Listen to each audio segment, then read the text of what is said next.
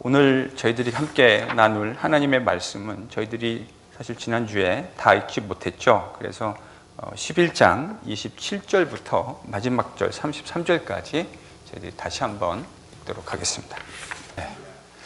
여러분, 성경 공부를 할 때 혹은 저희들이 어떤 여행을 할 때도 역시 마찬가지인 것 같아요. 우리가 있는 곳이 어떤 곳인지, 내가 지금 어디에 서 있는지 하는 것들을 자주 둘러보는 것이 참 유의미한 일이라 생각을 합니다. 큰 그림 속에서 내가 있는 작은 그림들을 다시 보게 되어지고, 작은 그림의 관점에서 큰 그림을 다시 보게 되어지는 것, 저는 이것이 성경을 읽을 때도 매우 유의미한 과정이라 이런 생각을 하게 됩니다. 저희들이 마가복음을 하나님 나라라는 관점에서 같이 읽어보자. 처음부터 이제 1장부터 저희들이 이렇게 운을 띄고 시작했습니다. 그렇죠? 하나님 나라, 다시 말하자면 하나님의 통치, 하나님께서 선지자를 통해서 내가 내 백성에게로 돌아가서 그들의 왕이 되고 그들의 통치자가 되어져서 그들을 다스릴 것이라고 말씀하셨던 그 구약 선지자들의 이야기의 성취로 이제 저희들이 마가복음을 읽어오고 있어요. 근데 예수님께서 저희들이 1장부터 지금 10장까지 읽었던 1막과 마가복음의 2막을 보면 그 하나님 나라의 통치라고 하는 것이 제자들을 통해서 이루어질 것이라고 하는, 예수님의 제자들을 통해서 이루어질 것이라고 하는 것을 마가라는 저자가 아주 스킬풀하게, 아주 교묘하게 마가복음을 1막, 2막을 구성해 왔습니다. 여러분, 3막은 예수님이 어디를 들어가시면서 3막이 시작되어졌죠? 예루살렘. 근데 예루살렘에 들어가시는 예수님의 그 모습이 스가랴가 얘기했던 바로 그 나귀를 타시는 왕, 그러니까 하나님께서 자기 백성으로 돌아와서 평강으로, 샬롬으로 통치하시는 그 샬롬의 왕, 평강의 왕으로 오시는 그 하나님의 모습을 지금 예수님의 모습 속에서 마가가 읽었다고요. 그리고 나서 등장했던 이야기가 무슨 이야기였습니까? 무화과 나무가 저주받는 이야기, 그리고 이른바 성전을 무효화하신 주님의 이야기가 등장했습니다. 이 이야기는 여러분 어떤 의미를 갖는다고 저희가 공부했죠? 이제 하나님께서 예수님을 통해서 새롭게 만들어 가실 새로운 이스라엘, 그리고 더 이상 피지컬하게 존재하는 성전이 아니라 예수님 안에서 새롭게 하나님이 만드실 새로운 성전, 그것을 내다보는 그림이라고 하는 것을 이야기했습니다. 저희가 이제 온 이야기가 그것까지였죠. 그리고 지난주에는 그 성전의 무효화, 성전을 무너뜨리시겠다, 무효화시키겠다고 하신 그 주님의 의도와 연관되어져서 주님이 기도와 용서라고 하는 이 두 가지 성전과 관련된 매우 중요한 주제를 이야기해 주셨습니다. 그것이 지난 시간까지 저희가 했던 성경 공부 내용입니다. 오늘 본문은 그런 예수님이 다시금 어디를 들어가시죠? 예루살렘을 들어가십니다. 그러니까 이게 지금 예수님이 예루살렘에 오신 이래로 도착하신 날 베다니에서 방문하시고 다시 성전을 방문하시고 오늘 들어가시는 거니까 몇 번째 방문이 되는 겁니까? 세 번째 방문이 되는 겁니다. 예수님 이제 세 번째 방문하신 것이 되는데, 거기 들어가셨더니 예수께서 성전을 거니실 때, 그러니까 예루살렘에 들어가셨고 성전을 거니실 때 누가 나와왔습니까? 대제사장들과 서기관들과 장로들이 나왔다. 여러분, 이 이야기를 우연으로 읽으시면 안 돼요. 왜냐하면 마가복음에서 예수님은 내가 예루살렘에 올라가면 누구에 의해서 죽임을 당할 것이라고 얘기하셨습니까? 제사장과 서기관들과 장로들. 그러니까 8장에서 예수님께서 처음으로 자신의 순환을 예고해 주시면서 제자들에게 내가 예루살렘에 올라가면 대제사장, 서기관, 장로들에 의해서 죽임 당하게 될 것이다 라고 분명하게 얘기해 주셨습니다. 두 번째에서는 예루살렘에 올라가면 인자가 넘겨지겠다고 말씀하셨고요. 세 번째 순환 예고에서는 그 목록 가운데 장로의 목록만 빠지고 대제사장과 서기관이라고 표현되었습니다. 예루살렘에 올라가면 바로 그런 사람들에 의해서 죽임을 당하실 것이라고 말씀하셨던 주님이 지금 예루살렘에 들어가셨는데 누가 나왔다고요? 대제사장과 서기관들과 장로들이 나왔다. 그럼 이거 무슨 얘기입니까? 이 사람들 왜 나온 거죠? 예수님이 말씀하셨던 바로 그 고난과 죽음을 성취하기 위해서 나온 겁니다. 그런데 그러니까 마가가 이걸 우연히 쓴 게 아니라 그런 의도를 담아내고 썼다라고 하는 것이 아주 분명해 보입니다. 8장과 10장에서 아주 분명하게 얘기했죠. 그런데요, 28절에 이 사람들이 나와서 예수님께 던졌던 질문이 하나 있습니다. 여러분 28절을 읽어볼까요? 여기서 이런 일이라고 이 사람들이 지금 예수님께 질문을 했는데, 여러분 이런 일이라는 건 지금 뭐를 말하고 있는 거죠? 일단 여기서 예수님이 이런 일이라고 하는 건 예수님이 성전에서 행하셨던 일련의 일들과 관련되고 있다는 것이 문맥상 너무 분명합니다. 그러니까 어떤 일들이죠? 저희들이 굳이 생각해 본다면 예수님이 성전에 들어가셔서 가서 테이블 다 뒤집어 엎으시고 돈 바꾸는 사람들이 그 돈 환전하고 했던 것들 다 뒤집어 엎으시고, 또 하나요? 기구를 가지고 성전을 운반하고 나르는 사람들. 그게 일반적인 성전에 그 오가는 행위가 아니라, 제가 제사장, 그 기구라는 말 자체가 그래요. 제사장들이 성전에서 제사 드리는 행위를 금지시켰다, 이렇게 이해하는 것이 전체 문맥에서 훨씬 더 그 설득력이 있다라는 얘기를 제가 지난번에 말씀드렸습니다. 그러니까 지금 여기서 이 사람들이 나와서 이런 일들이라고 말했을 때, 그런 일들은 바로 그러니까 매매하는 일들을 중지시키고, 돈 바꾸는 사람들 테이블 다 뒤집어 엎으시고, 심지어는 제사장이 제사를 드리기 위해서 기구를 가지고 나르는 행위마저도 금지시킨 일련의 모든 행위. 그게 바로 이런 일입니다. 그래서 이 사람들의 질문이 뭐냐면, 무슨 권위로 이런 일을 하느냐? 누가 이런 일 할 권위를 주었느냐? 당신에게 주었느냐? 너에게 주었느냐? 이 질문이죠. 여러분, 이 말 속에는 두 가지 암시된 함의가 있습니다. 첫 번째로, 그런 행위를 할 수 있는 권한이 예수께 없다라고 하는 함의가 이 안에 들어있는 거예요. 첫 번째요. 누가 너한테 이런 일 할 권한을 주었느냐라는 말은, 당신은 적어도 그런 일을 할 수 있는 권한이 없다라는 말이 전제되어 있는 거고, 또 하나, 그런 권한은 유대 종교 시스템 안에서 자신들에게 위임되어져 있다고 이 사람들이 주장하고 있는 겁니다. 그렇죠? 여기 나오는 대제사장, 서기관, 장로라고 하는 표현은 대제사장이 앞에 나와서 연결되어 있는 하나의 이 묶음으로 연결되어 있는 건 아마도 산헤드린의 사람들을 언급하고 있는 어법인 것 같아요.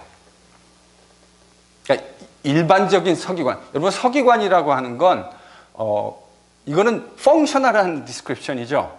어떤 일을 하는 사람들이죠. 말씀을 필사하고 말씀을 가르치는 사람들. 여러분 이 사람들은 다양한 교파 안에 속할 수 있어요. 그러니까 바리새파 안에서도 서기관들이 있었고요.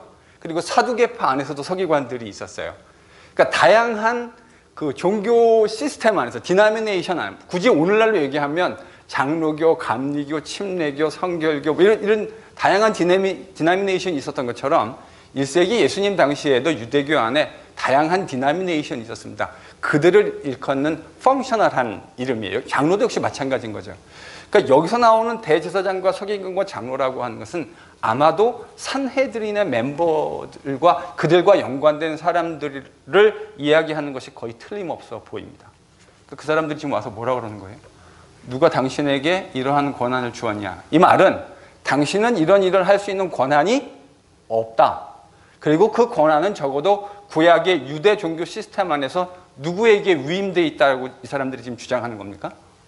자신들에게 위임되어 있는 거다. 아니 우리에게 위임되어 있는 권한을 왜 당신이 함부로 행사하느냐? 여러분 이게요 상식적인 이야기입니다. 적어도 그 당시 유대 종교 시스템 안에서는 매우 상식적인 이야기였을 거예요. 지금 예수님이 하신 행위는 성전을 부요한 사건이라고요. 근데 여러분 성전을 구약에서 세우라고 친히 말씀하셨던 분이 누구십니까? 하나님이시잖아요. 그러니까 그 하나님의 권한에 의해서 세워진 성전, 유대 종교 시스템 안에서 성전이라고 차지하고 있는 중요성이라고 하는 건 아무리 강조해도 지나침이 없습니다. 그리고 그 성전 시스템이 운영되기 위해서 제사장들과 이런 사람들이 존재했던 거 아닙니까? 물론 역사 안에서 부침이 좀 있기는 했죠. 또 그 안에서 아마도 경건한 예수님 당시의 유대인들은 이 제사장들을 어용 제사장이라고 생각했을 거라고요. 저희들이 옛날에 왜 그 학교 안에서도 어용 선생님들 뭐 있었던 것처럼, 어용 학생들이 있었던 것처럼 아마도 이 제사장들은 그 당시 경건한 유대인들 가운데에서는 어용이라고 네이밍이 됐을 거예요. 특별히 여러분 이제 어떤 사람들이 했냐면 쿰란이라고 하는 사람들은 이 사람들의 제사장의 직분을 인정하지 않았습니다. 왜냐하면 구약이 얘기해 놨던 그 정통 라인을 따라온 사람들이 아닌 사람들이 거의 대부분이었거든요. 성직을 매매하고, 여러분 대제사장직과 제사장직이라고 하는 것은 엄청난 이권이 있는 거예요. 그래서 그 이권이 달려 있으니까 매매라고 하는 것이 가능해지는 거죠. 타락하니까. 마치 오늘날 그 큰 교회 있잖아요. 계속 입에 오르내리고 있는 그 큰 교회. 목사직, 담임 목사직이라고 하는 것을 자기 아들에게 넘겨주면서, 여러분 그 궤변 들으셨죠? 십자가의 고난을 물려주는 거예요. 여러분 십자가는 물려주는 게 아니에요. 십자가는 자기 십자가를 지고 그냥 걸어가면 되는 거예요. 무슨 십자가를 물려줘요? 십자가를 물려준 게 아니죠. 사실은 그 담임 목사직이라고 그 교회의 담임 목사직이 가지고 있는 엄청난 이권과 관련된 걸 아들에게 물려준 거 아닙니까? 여러분 이런 일들이 그 당시에도 실제로 일어났다고요. 그 당시 대제사장이라고 하는 사람들이 엄격하게 사독 계열에 있는 그런 정통성 있는 제사장들이 아니었어요. 그래서 쿰란이라는 사람들이 니들은 다 가짜야 하고 우리가 진짜 정결한 하나님의 백성이야 라고 광야에 가서 살았던 거예요. 그런 문맥이죠. 근데 적어도 이제 이 사람들은 기득권을 가지고 있으니까 성전 하나님이 주신 시스템 안에서 당신이 무슨 권한으로 도대체 이런 일을 하느냐라고 지금 챌린지한 겁니다. 그런데 여러분 이 챌린지는 유대 종교 시스템에서는 엄청난 챌린지입니다. 이건 아마 그 당시 대제사장, 사내들인 사람들은 도저히 간과할 수 없는 그런 상황이었을 거예요. 그래서 이제 나온 겁니다. 도대체 누가 당신에게 이런 권한을 주었느냐. 엄청난 챌린지를 받고 나서 그들은 예수님, 아마 이제 이 말 속에서는 예수님이 대답할 수 있는 것이 없다고 생각했겠죠, 이 사람들은. 그래서 그것으로 핑계를 삼아서, 구실을 삼아서 예수님을 아마 어큐즈 하려고 하는 목적으로 그런 동기로 나온 것이 틀림없어 보입니다. 이 이야기를 들으시고 예수님께서 이렇게 말씀하세요. 내가 말한 한 가지 너희들한테 질문을 좀 하겠다. 니들이 이걸 대답해 주면 나도 너에게 대답해 주겠다. 이렇게 예수님이 이제 이렇게 나오신 거예요. 여러분 사실 이거는요, 그 당시 예수님 당시에 그 랍비, 그러니까 예수님 당시에 이 문화가 그랬죠. 선생님이 한 분 계시면 그 선생님 주변에 제자들이 막 쫓아다니고 그랬는데 그 선생님이 그 제자들을 가르칠 때 자주 사용하시던 그 당시 랍비의 일반적인 교육 훈련 방식이었습니다. 예수님이 지금 정확하게 그 방식을 카피하고 계신 거예요. 예수님이 뭐라 그러셨냐면 이렇게 질문하셨습니다. 요한의 세례가 하늘로부터냐 아니면 사람으로부터냐? 여러분 이 질문은 예수님께 질문을 던진 사람들에게는 그 트릭 퀘스천입니다.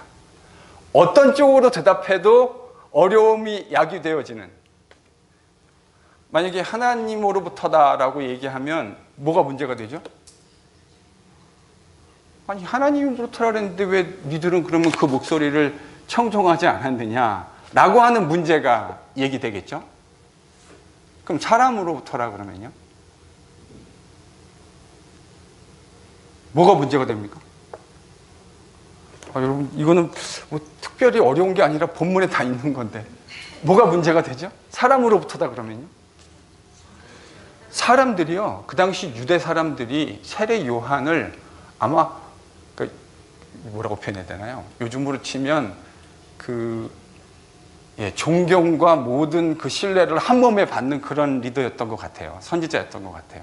실제로 마가복음에서도 세례 요한의 이야기를 할 때 온 유대와 그 인근들이 다 그에게 나와서 세례받고 뭐 이런 이제 복음서 이야기들이 나오지 않습니까? 그러니까 아마도 이 세례 요한이 가지고 있는 그 유대 백성들로부터의 신망이 아주 두터웠겠죠. 근데 이게 사람으로부터라 그랬다가는 자신들이 통치해야 할 백성들로부터 엄청난 부담을 안아야 되니까, 여러분 이런 경우에 두 가지 다 대답할 수 없는 거죠. 하나님으로부터라 그러면 왜 그 목소리를 안 들으느냐는 질책을 들어야 하고, 사람으로부터라고 얘기해버리면 그 백성들로부터 엄청난 부담을 안아야 하는, 이거 뭐라고 표현해야 되는 거죠? 진퇴양난, 양수겹장 뭐 이런 건가요? 지금 딱 걸린 겁니다. 트릭 퀘스천이에요. 그럼 예수님이 이 대답을 회피하기 위해서, 그러니까 이들이 던진 질문에 대한 대답을 네가 무슨 권한으로 이런 일을 하느냐라고 하는 것을 회피하기 위해서 예수님이 트릭 퀘스천을 던진 건가? 저는 그건 아니라고 생각합니다. 그건 아니라고 생각해요. 일단 예수님이 지금 하고 있는 되질문하기 방식, 이게 당시에 누가 사용하던 거라고요? 유대 랍비들이, 랍비 문헌에 보면 그러니까 누가 질문을 하면 그 질문을 되질문하는 랍비들의 이야기가 참 많이 나와요. 여러분이 탈무드 같은 데도 읽어보시면 이런 비슷한 이야기, 뭐 똑같지는 않아도 비슷한 이야기들이 등장하는 것들을 보실 수 있을 겁니다. 미시나라는 이런 그 유대인들의 문헌에 보면 이런 내용들이 등장해요. 왜 랍비들이 이렇게 얘기했느냐 하면, 랍비들의 의도는 여러 다양한 컨텍스트가 있지만 상당 부분 예수님의 의도와 유사합니다. 질문을 던진 자들의 악함과 그들의 어리석음을 드러내기 위한 퀘스천이었어요. 그 질문을 정직하게 대답하면 그 질문 속에 자신들의 어리석음과 악함이 드러나도록 의도한 그런 질문이에요. 그럼 예수님이 던진 이 질문의 의도가 뭐냐? 여러분, 요한의 세례가 하늘로부터냐 사람으로부터냐라고 예수님이 질문하셨을 때 예수님 사고 속에, 그리고 우리가 알다시피 이 요한의 세례는 지금 누구로부터 온 것입니까? 하나님으로부터 온 거죠. 틀림없이 하나님으로부터, 하나님이 보내실 구약의 마지막 선지자 그리스도 예수의 길을 준비하기 위해서 하나님이 보내신 선지자가 세례 요한 아닙니까? 그러니까 세례 요한은 예수님의 사고 속에 틀림없이 하나님으로부터 온 사람입니다. 그러면 예수님이 지금 자기도 누구로부터 온 것이라고 주장하고 있으신 거죠? 세례 요한이 하나님으로부터 온 것처럼 나 역시도 하나님께서 보내서 이 땅에 온 하나님의 아들이다 라는 사실을 주장하고 계신 겁니다. 그러니까 이 예수님의 질문은 이 종교 지도자들의 그 질문을 단순히 회피하기 위한 트릭 퀘스천이 아니라 사실은 예수님이 누구신가, 네가 도대체 무슨 권한으로 이런 일들을 하느냐라고 하는 지도자들의 질문에 대한 예수님식의 답변입니다. 내가 세례 요한이 하늘로부터 온 것처럼 나 역시도 아버지 하나님에 의해서 보냄을 받은 하나님의 아들이다 라는 사실을 예수님이 지금 밝히신 거예요, 사실은. 여러분, 그러면 지금 우리가 이야기해왔던 성전의 무효화, 이스라엘의 무효화, 저희가 사용했던 표현이니까 물론 논쟁의 여지가 좀 있을 수 있지만 이스라엘, 육적인 이스라엘을 하나님이 이제 폐하시고 또 육신의 성전을, 피지컬한 성전을 폐하시고 예수님 안에서 새로운 이스라엘을 만드시고 예수님 안에서 새로운 성전을 만들어 가시려고 하는 거잖아요. 이런 문맥에서 예수님이 내가 하늘로부터 왔다. 도대체 네가 무슨 권한으로 이런 성전에 대한 이런 레디컬한 행위를 하고 있느냐라는 질문에 대해서 예수님이 하신 이 질문 속에 있는 대답은 내 모든 권한이 누구로부터 왔다라고 지금 예수님이 클레임하시는 거예요? 하나님으로부터. 하나님이 하나님의 나라의 통치를 이 땅 가운데 가져오실 텐데 그 하나님 나라의 통치가 필연적으로 실패해버렸던 하나님의 수 없는 인내와 그분의 말씀을 통해서도 그분의 사랑에도 불구하고 끝끝내 실패했던 이스라엘이 패하여지고 하나님께서 그리스도 예수 안에서 새로운 이스라엘을 만들어 가신다고 하는 바로 그 생각.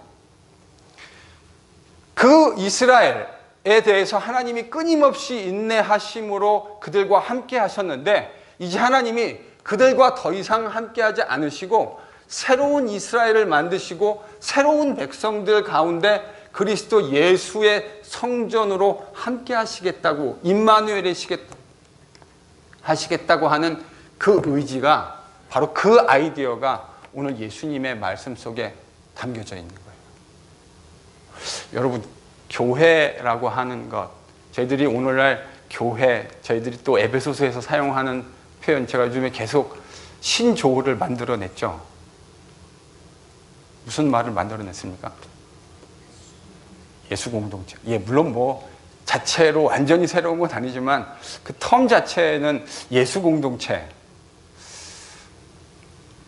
하나님 나라가 이 땅 가운데 임해서 이 땅에 만들어진 공동체가 바로 교회 공동체이고 그 예수 공동체 아닙니까?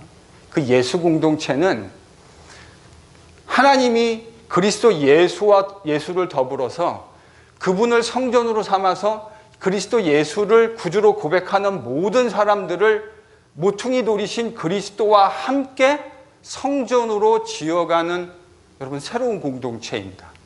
그것이 바로 새 이스라엘이고 바울의 표현으로 하면 영적인 이스라엘인 거죠.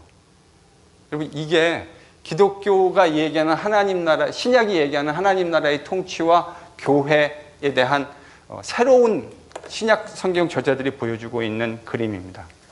성전이 무효화되었다고 하는 것은 성전이 없어지고 하나님이 떠나셨다라는 말이 아니라 하나님께서 그리스도 예수 안에서 새로운 성전으로 우리 가운데 친히 거하시고 그의 백성들을 함께 그리스도 안에서 빚어져 가는 새로운 하우스 빌딩 프로젝트다라고 하는 것이 신약이 보여주는 그림입니다. 실제로 신약의 곳곳에 이런 아이디어들이 표현되어져 있고요. 이 하우스 빌딩 프로젝트는 예수님의 비유에도 등장하고, 여러분, 이 하우스 빌딩 프로젝트, 그러니까 하나님이 성전 공동체로 지어가는 교회 공동체의 컨셉이 또 어디에서 아주 두드러지게 신약에서 등장하는지 아십니까?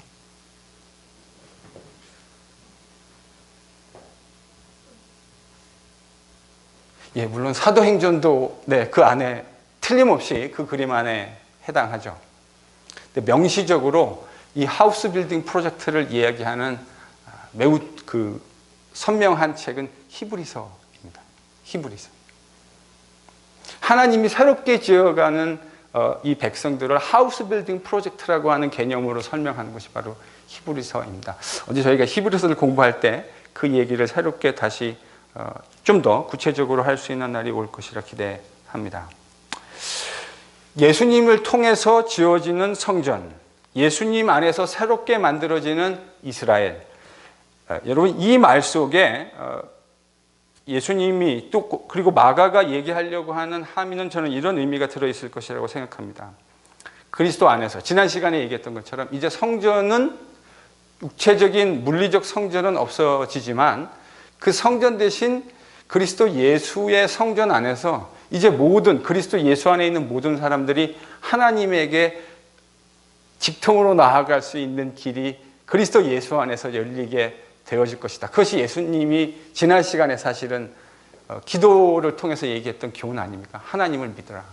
여러분, 기도라는 것이 자신의 확신이 아니라 저는 기도를 이렇게 마가복음 11장에 의하면 이렇게 정리할 수 있을 것 같아요. 기도라고 하는 건 기도를 들으시는 분이 계시다고 하는 사실입니다. 그리고 그 기도를 들으시는 분이 계시기에 그분의 뜻에 합하게 기도한다면 설령 그것이 산이라 할지라도 산이 바다에 던져지는 그러한 일들도, 그래서 그런 의미에서 하나님을 믿으라고 예수님이 이야기한 것이 아닌가. 그게 바로 기도죠. 그리고 예루살렘 성전만이 성전이 아니라 우리가 예수님 안에서 성령을 통해서 함께 성전으로 지어져 가는 그런 성전 공동체가 되어진다. 이것이 이 문맥 속에서 예수님이 이 종교 지도자들과의 대화를 통해서 말씀하시는 중요한 함의가 되는 것이다. 이런 생각을 합니다. 즉 하나님의 나라, 새로운 통치라고 하는 것은 하나님께서 그리스도 안에서 새롭게 세워가시는 새로운 백성을 세워가시는 그 과정을 통해서 이제 드러나게 될 것이라고 하는 것을 예수님이 이 대답을 통해서 암시적으로 저는 얘기했다고 생각합니다. 이 이야기가 설득력을 얻는 이유는 바로 저희들이 다음 주에 읽을 비유 때문에 그래요. 여러분, 다음 주에 저희들이 읽을 12장의 비유가 뭐죠? 포도원. 저희들이 그걸 뭐 다양한 이름으로 부르는데 일반적으로 포도원 품꾼의 비유라고 저희들이 이야기하지 않습니까? 포도원 비유. 그 포도원 비유에 보면 다음 주에 이야기하겠지만 바로 지금 설명했던 도대체 무슨 권한으로 이런 일을 하느냐라고 했을 때 하늘로부터 오는 권한으로 예수께서 새로운 백성을 만들어내시고 신이 자신이 성전이 되어서 새로운 백성들 가운데 거하시며 새로운 공동체를 만들어 가신다고 하는 이야기를 이 질문 속에서 예수님이 염두에 두고 대답하신 것이다 라고 제가 얘기했잖아요. 그 이야기가 바로 저희들이 다음 주에 읽게 되어질 비유의 주제입니다. 지금 그 비유가 얘기하려는 핵심의 큰 그림은 이런 거 아닙니까? 하나님의 원래 백성들이 하나님께서 보내시는 선지자들을 미워하고 하나님 음성을 청정하지 않았는데 하나님께서 아들을 보냈는데 아들마저도 죽이고 하나님께서 그래서 그들을 심판하고 그 포도원을 다른 농부들에게 넘겨주는 이야기가 등장합니다. 여러분 지금 정확하게 예수님이 이 종교 지도자들과의 논쟁 속에서 말씀하시려고 하는 포인트가 다음번 비유를 통해서 아주 선명하게 부각되어집니다. 다음번 비유 시간에 그 이야기를 보다 구체적으로 저희들이 함께 나누도록 하겠습니다.